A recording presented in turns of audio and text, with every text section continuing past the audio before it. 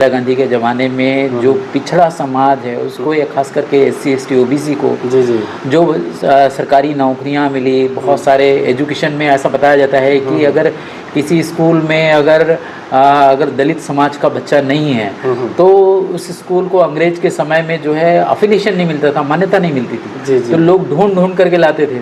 तो ये सारी सुविधाएं जो है क्या बोलते हैं, नेहरू जी के ज़माने में और इंदिरा गांधी के ज़माने में थी जो है।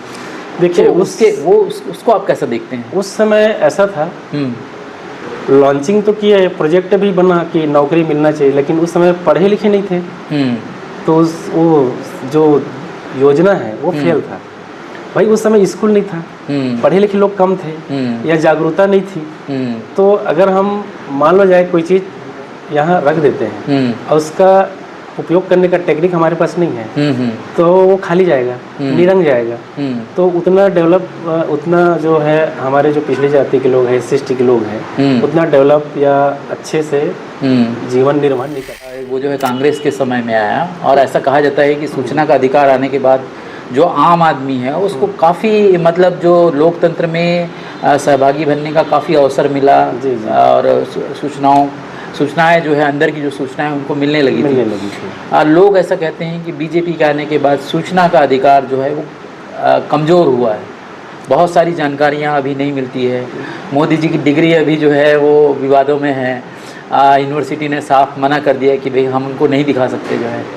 तो सूचना का अधिकार जो है कमज़ोर हुआ है। कैसे, क्या आप मानते हैं? नहीं, देखिए, मोदी जी की डिग्री महत्व नहीं है, मोदी जी का काम महत्व है। उनका जो कार्य योजना है और संगठन में जो दायित्व निर्वहन कर रहे हैं वो बड़ा है। देखिए, जो लोक ज्ञान की जो डिग्री होती है वो सबसे बड़ा होता है। मुझे किसी यूनिवर्सिटी में आप डिग्री दे दिए, आज मैं बेरोजगार हूँ, तो वो डिग्री किस काम का? लेकिन समझ रहे हैं कि आज जो है कागज, टेबल वर्क, रॉ मटेरियल चाहिए लोगों की जानकारी के लिए, कि भाई आप क्या पढ़े लिखे हैं। पढ़ने लिखने से कुछ नहीं होता। जो है आप जो है सरकार की योजनाओं को आप जो है आम जनता के पक्ष में कितना देखते हैं अभी जो है? देखिए, आम जनता जितना जागरूक होगा, जितना मीडिया में, शासन में, प्रशासन में संपर्क साध करके उनको अपना उस योजना का लाभ लेंगे तो ज़्यादा बेहतर है। क्योंकि बहुत सारी ऐसी योजनाएं को लोग स्वीकार नहीं करते थे, ना वो उस योजना को लेना भी नहीं चाहते थे। बहुत सारी ऐसी योजनाएं हैं जिसका मैं नाम नहीं ले पा रहा हूँ, कि ये तो हमारा जो रीति रिवाज या अपनी रूढ़िवादिता से लोग पीछे हट जाते थे, नहीं लेते थे। अब चूंकि जैसे एक बता रहा हूँ मैं, जैसे अभी जो देश दुनिया में जितनी अपराध हो रही है, तत्काल उसका रिपोर्ट FIR होता है। अब जैसे घरेलू हिंसक का पहले होता नहीं था, लोग मर्यादाओं में रहते हैं करके, रीति रिवाज में है करके उस अपराध को दबा देते थे। इसी तरह से योजनाओं को भी, कुछ योजनाओं को नहीं लेना चाहते थे। सतनामी समाज से आते हैं। जी, और चूंकि इनकी संख्या छत्तीसगढ़ में बहुत ज़्यादा है। जी, तो सतनामी समाज में बहुत सारे डिवीज़न भी दिखाई देते हैं। जी। तो वो क्या डिवीज़न है और कैसे इस समाज को एकता के सूत्र में बांधा जा सकता है? देखिए, सबसे पहली बेसिक चीज़ तो ये है कि सतनामी समाज में मैं जन्म लिया, मुझे गर्व है। और ऐसे अवतरण का नियम होगा तो मैं 100 बार लेना चाहूँगा। उस समाज से मैं बिलोंग करता हूँ और मुझे फक्र है इस चीज़ का। लेकिन हमको समाज में एकजुटता या समाज की विकास की जब बात होती है तो समाज का जो इतिहास को हमको जानना पड़ेगा। गुरु घासीदास जी का जो कार्य प्रणाली था 1700 से लेकर के 1850 तक का, उसकी जीवन गाथा, उसकी कार्य प्रणाली, उसको गहराई से समझना पड़ेगा। और उसी का एक बैलाज बना के, उसी का एक नीति बना करके उस समाज को संचालन किया जा सकता है।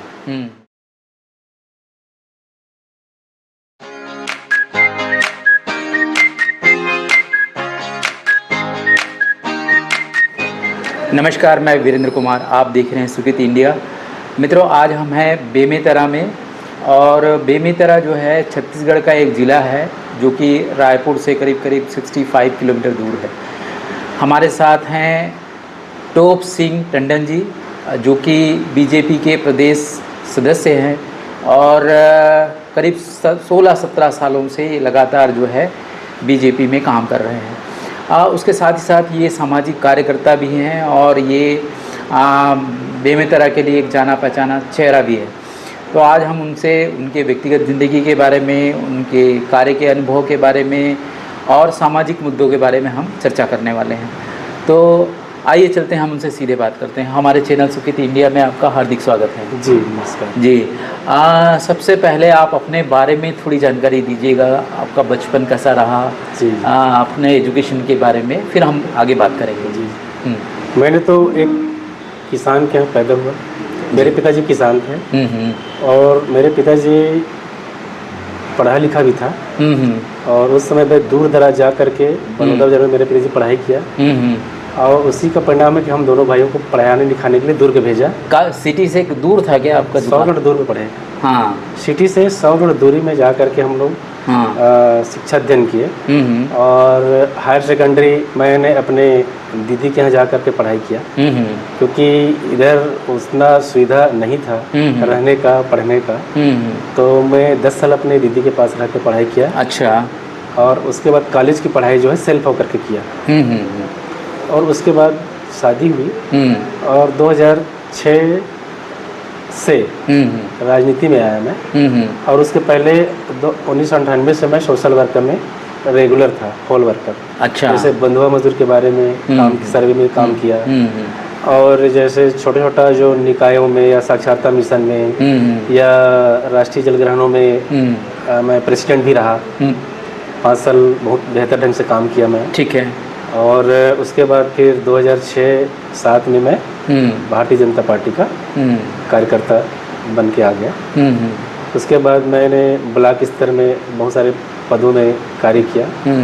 उसके बाद 2013 में जिला बना तो जिले में भी अपन जिले के प्रतिनिधित्व किए।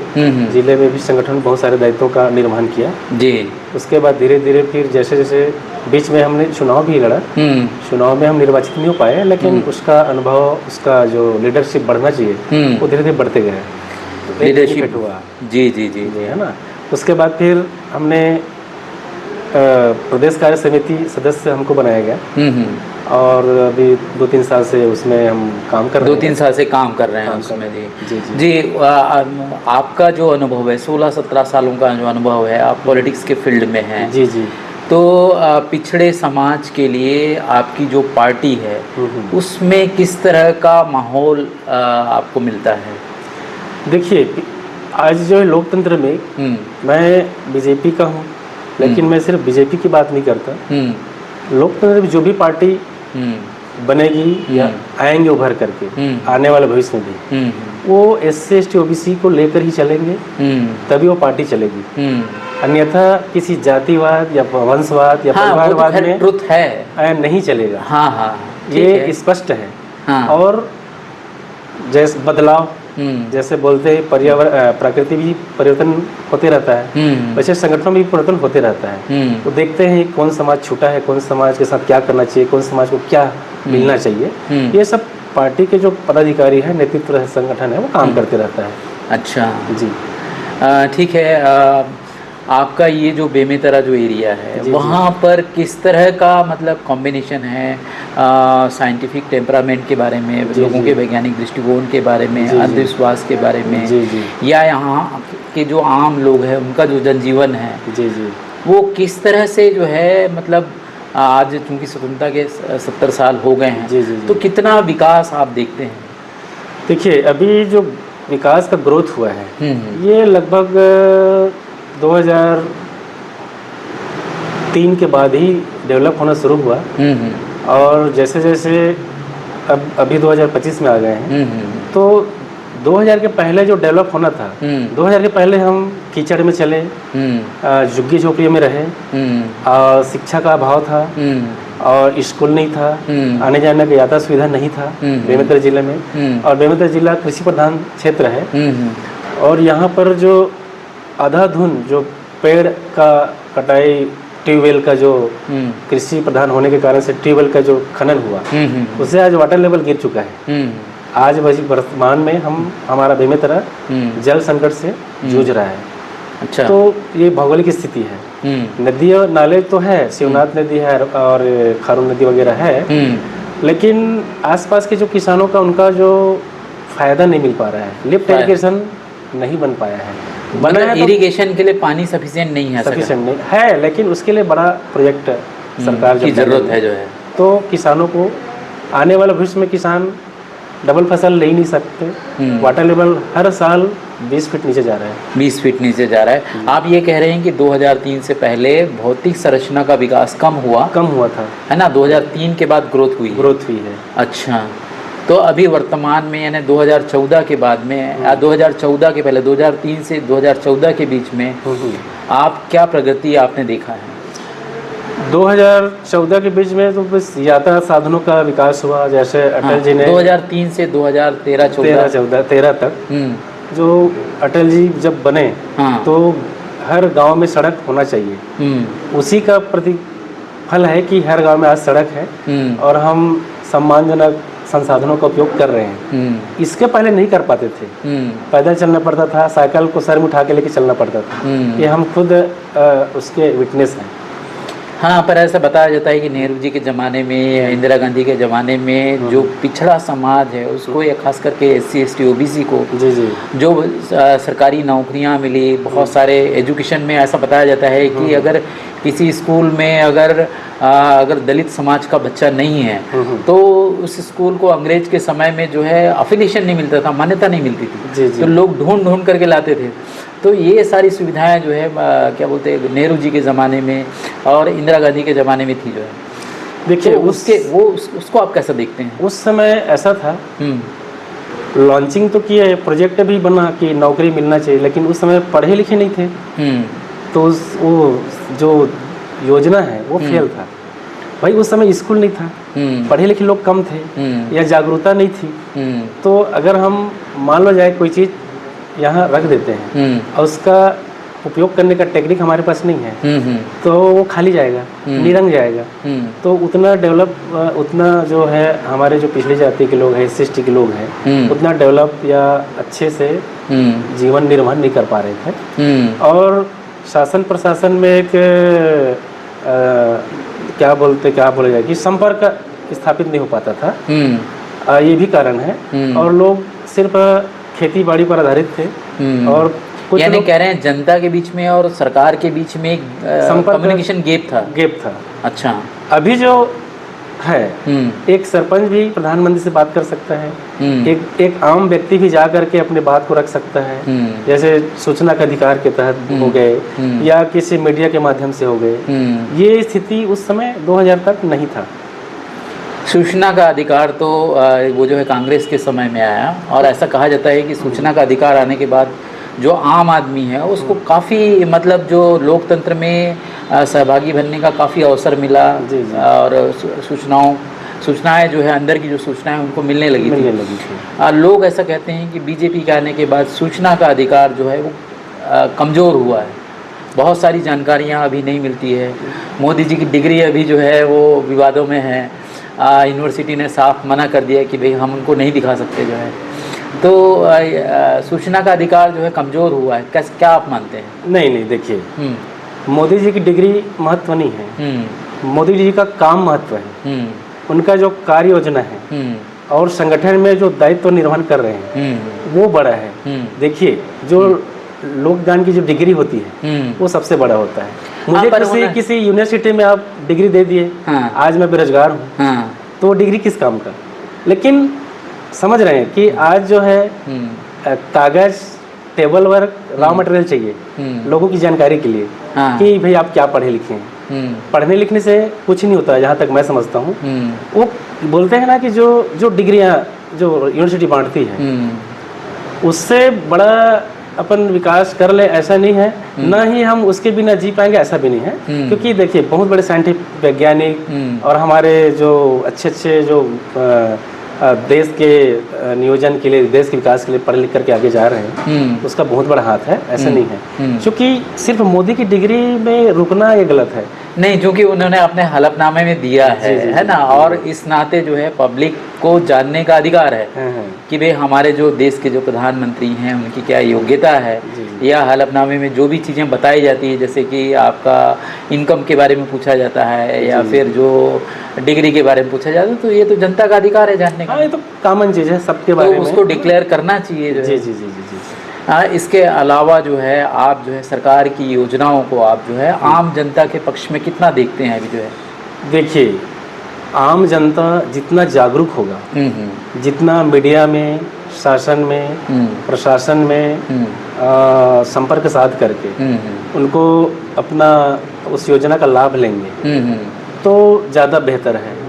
क्योंकि बहुत सारी ऐसी योजनाएं को लोग स्वीकार नहीं करते थे, ना वो उस योजना को लेना भी नहीं चाहते थे। बहुत सारी ऐसी योजनाएं हैं जिसका मैं नाम नहीं ले पा रहा हूँ कि ये तो हमारा जो रीति रिवाज या अपनी रूढ़िवादिता से लोग पीछे हट जाते थे, नहीं लेते थे। अब चूंकि जैसे एक बता रहा हूँ मैं, जैसे अभी जो देश दुनिया में जितनी अपराध हो रही है तत्काल उसका रिपोर्ट FIR होता है। अब जैसे घरेलू हिंसक का पहले होता नहीं था, लोग मर्यादाओं में रहते हैं करके, रीति रिवाज में है करके उस अपराध को दबा देते थे। इसी तरह से योजनाओं को भी, कुछ योजनाओं को नहीं लेना चाहते थे। पर अभी तो बहुत लोगों की शिकायत है कि उनके FIR नहीं लिखी जाती है। नहीं, ऐसा देखिए, FIR तो आप ऑनलाइन कर सकते हैं, मोबाइल से हो जाता है। हाँ, अगर पर पुलिस स्टेशन में नहीं लिखी जाती है। अगर TI नहीं कर रहा है तो एक ऐप है जिससे आप मोबाइल से ऑनलाइन करके उस TI का भी शिकायत कर सकते हो, अपने विरोधी का भी कर सकते हो। मोदी जी की जो मुख्य योजनाएं आई, जैसे कि मान लीजिए कि आपका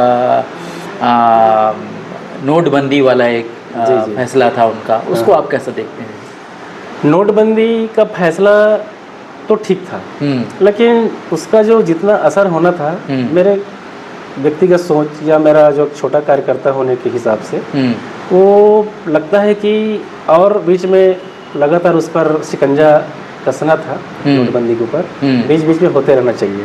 यानी अच्छा कदम के रूप में देखते हैं आप? देखते हैं, बिल्कुल। दूसरा, अभी जो है बुलडोजर की बहुत ज़्यादा शिकायत आ रही है। जी। लोगों के घर जो है 24 घंटे में गिरा दिए जा रहे हैं, जबकि सुप्रीम कोर्ट का गाइडलाइन है कि भाई 15 दिन का समय दिया जाना चाहिए। जी। लेकिन अभी लगातार अभी वर्तमान में 2-3 केस ऐसे आ गए जिसमें कि सुप्रीम कोर्ट की गाइडलाइन को जो है धत्ता बता दिया गया, यानी उसको माना नहीं गया। महाराष्ट्र का केस ले लीजिए, यूपी का केस ले लीजिए।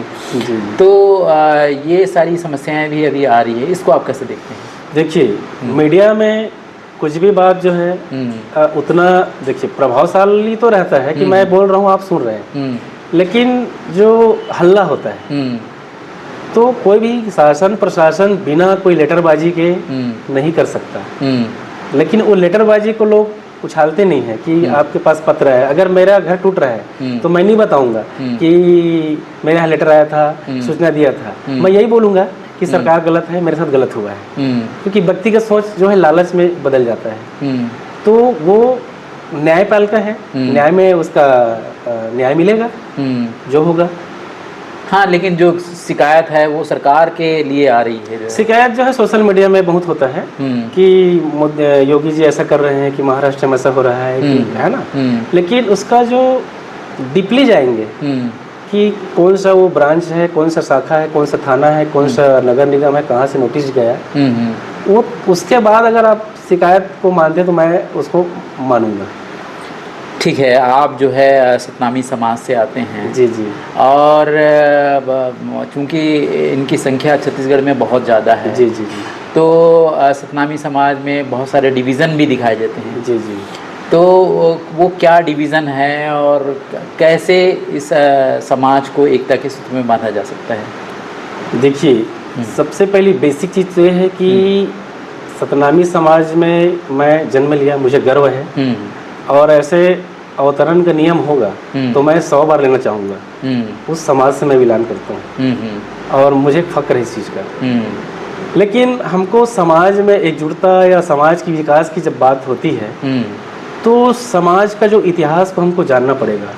गुरु घासीदास जी का जो कार्य प्रणाली था 1700 से लेकर के 1850 तक का, उसकी जीवन गाथा, उसकी कार्य प्रणाली, उसको गहराई से समझना पड़ेगा। और उसी का एक बैलाज बना के, उसी का एक नीति बना करके उस समाज को संचालन किया जा सकता है। इससे ज़्यादा ग्रोथ समाज करेगा। संगठन बनाने से, कई टुकड़ों में बंटने से कि चलो समाज के लिए हम आगे आ रहे हैं, समाज के लिए हम कर रहे हैं, वो युवा साथियों का समय खराब होगा और उस समाज का भी समय खराब होगा। आप ये कह रहे हैं कि जो सतनाम आंदोलन है जी जी, वो आम लोगों तक नहीं पहुंच पाया नहीं पहुंच पाया है। तो इसका क्या कारण देते हैं, क्यों नहीं पहुंच पा रहा है? क्या लोग प्रयास नहीं कर रहे हैं इसके लिए? नहीं, देखिए, जिस समय गुरु घासीदास जी का यहाँ पर समय काल था, उस समय पढ़ना लिखना रिकॉर्डेड नहीं था। तो जैसे एक उस ब्रिटिश शासन में एक LIB के रूप में होता था गजेटियर अधिकारी, वो टेली करता था कि कौन महापुरुष है, कौन समाज में कौन क्या कर रहा है, वो अपने हिसाब से उसको देख करके सुन करके लिखते थे। वो गजेट में है।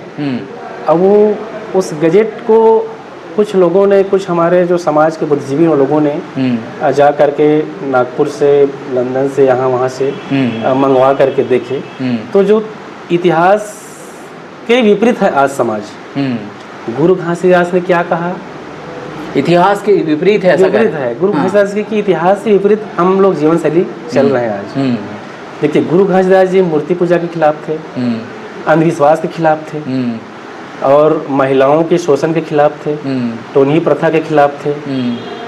लेकिन आज भी हमारे लोग इस कुर्तियों में लिप्त हैं, तो समाज गुरु घासीदास की नीति को नहीं लेके आगे जा रहे हैं। इसीलिए हम अभी, जैसे हम कह रहे हैं कि हम पीछे हैं, तो ये बहुत सारे यही कारण है। कहने का मतलब ये है कि महापुरुषों की विचारधारा की तरफ जो है जनता ध्यान नहीं दे रही है, समाज ध्यान नहीं दे रहा है। जी। और इसीलिए समाज जो है एकता के सूत्र में नहीं बनता है। बात करते हैं आपके फ्यूचर प्लान के बारे में। आप जो है अब आने वाले दिनों में, जैसा आपने बताया है कि घासीदास जी का जो आंदोलन है वो आम लोगों तक नहीं पहुंच पाया है, तो आप उसको जो है अपनी सोशल रिस्पॉन्सिबिलिटी को लेते हुए आप आगे फ्यूचर में क्या सोच रहे हैं? उसका एक इतिहास का एक बैलाज बने, और वो सार्वभौमिक, सर्वमान्य हो, विधानसभा लोकसभा में पारित हो, और जैसे सिख कमेटियों का एक नियम होता है वैसे छत्तीसगढ़ में लागू होना चाहिए। इससे हमारे जितने भी धर्म स्थल हैं उसमें एक संगठन। आप ये बोल रहे हैं कि कानून बनना चाहिए, उसका कानून बनना चाहिए। अच्छा जी, तो सरकार कानून तभी बनाएगी ना जब जनता डिमांड करेगी।